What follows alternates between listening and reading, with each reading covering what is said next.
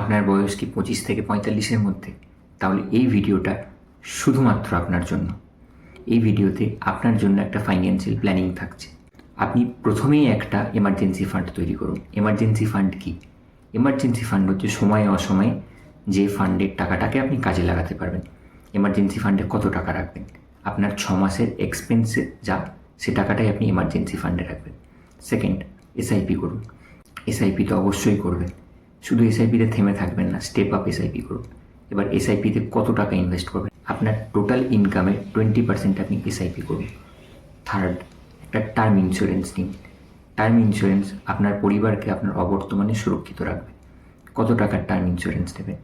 আপনার 1 বছরের টোটাল যা ইনকাম ইন্টু 20, যে অ্যামাউন্টটা দাঁড়াচ্ছে সেইটার আপনি টার্ম ইন্স্যুরেন্স নেবেন। ফোর্থ, একটা হেলথ ইন্স্যুরেন্স রাখুন।